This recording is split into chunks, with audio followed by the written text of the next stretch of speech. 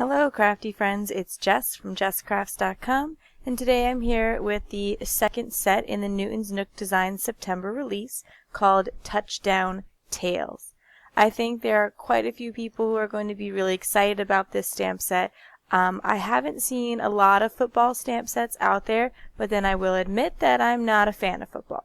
And so that's probably going to come up again in this video as I try to think of an idea for how to use this and how to adapt it to a sports team situation.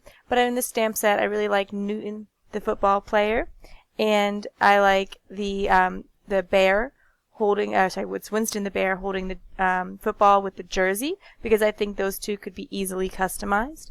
What my plan here to do is to create a angled panel with some background stamping. So basically creating a background panel like I've done many times before, but to only use a portion of it, and then to further embellish with this sentiment.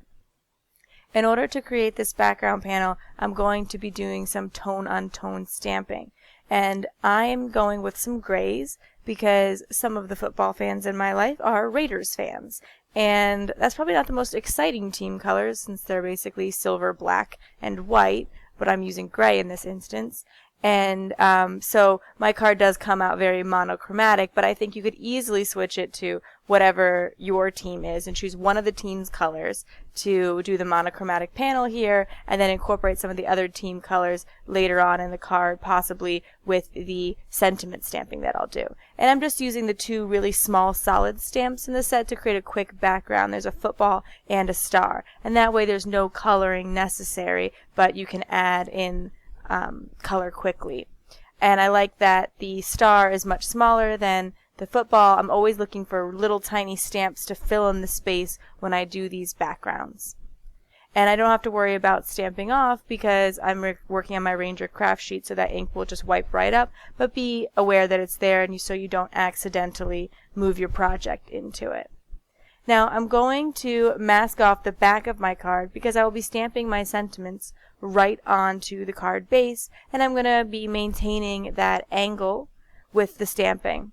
I have the same ink that I used for the solid football and solid star, and I'll be using that to stamp most of my sentiments, but then I will use a highlight sentiment as well. And in my case, it's going to be black because of the team that I'm representing. But again, feel free to change it up and make it work out for your team. I think that by adding a couple of colored stamping elements, it will allow this card to easily switch up.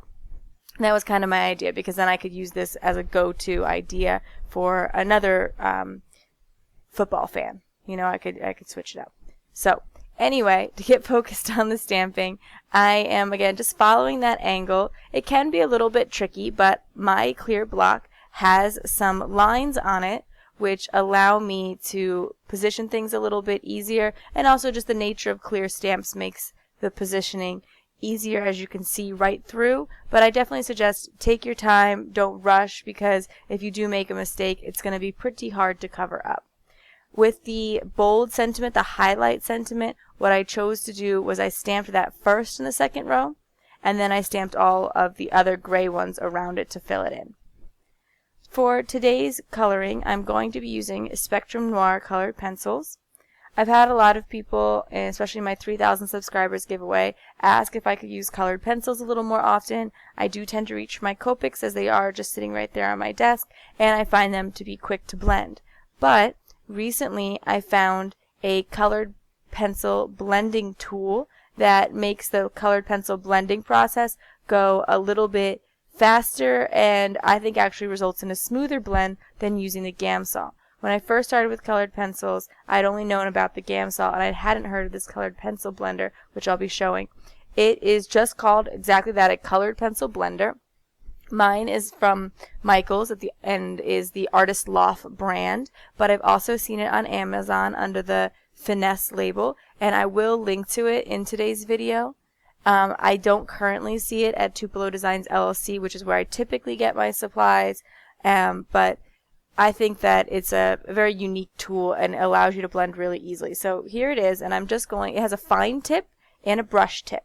And I laid down all of my color and then I can blend it out quickly with this tool. And I don't have to, do any layers of blending, and it gets a much smoother blend than the Gamsol. I don't have to be leaving the Gamsol out, and with the Gamsol I always would like squeeze too much, and you need a different stump or a different blending tool for each one of the colors. But with this blending tool, if you just wipe it off a few times, like just putting a couple swipes on a scrap piece of paper, that's enough to clean it off and get it ready for the next color.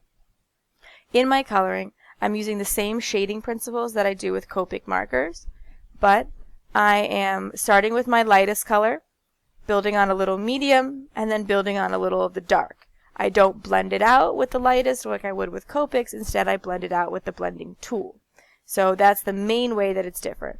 All of my shading suggestions can be applied to either colored pencil or Copic. So if you like to work with a different medium, you still can use the same shadows and that sort of thing.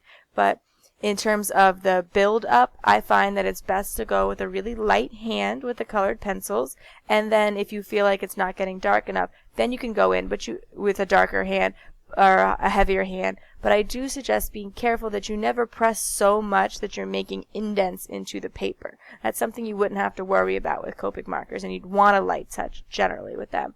But that hand pressure is something to consider with the colored pencils, which is another reason they're not my favorite, because to me they put a little more strain on your hand, and I can imagine that maybe somebody with arthritis or something like that, they might find that colored pencils a little bit more of a strain to work with than the Copics.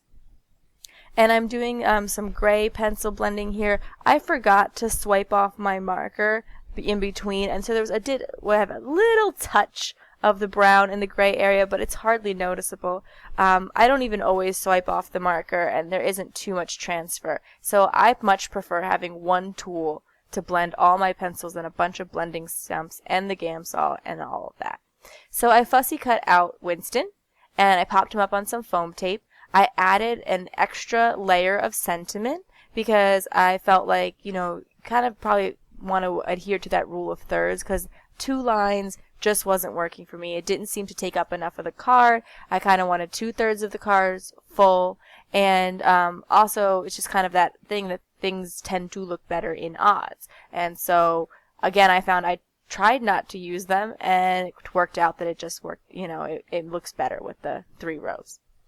I wanted to add just a little something else. It was feeling kind of flat, and even though I'm going to give this card to a man, and it might be kind of classified as a masculine card, although obviously women are football fans, and there's plenty of women who would enjoy this card. I did want to make sure I shared some ideas for a masculine card with a set that could easily work for it, as some people had requested to see some masculine cards. And but I felt like I could add these flat stars and still not make it look overly embellished. So I am just fussing and fussing and fussing with them. I honestly do not have any great tips for that. Don't know how people get that awesome sequin spatter look. And I just want to always, I try to share as many tips as I can with you guys, but sometimes there's just things that I'm not good at, so feel free to leave any suggestions. I do try to think about visual triangles and making things staggered, but always open to suggestions. And I adhered those with Multimedia Matte from Ranger. And that's it for my card today. As I mentioned, this is the Newton's Nook Designs blog hop, so you can follow the link in my video description to the blog hop and enter for your chance to win this new release. If you like this video, please give it a thumbs up. If you're interested in more crafting tutorials, please subscribe to my channel. Thanks for watching. Bye.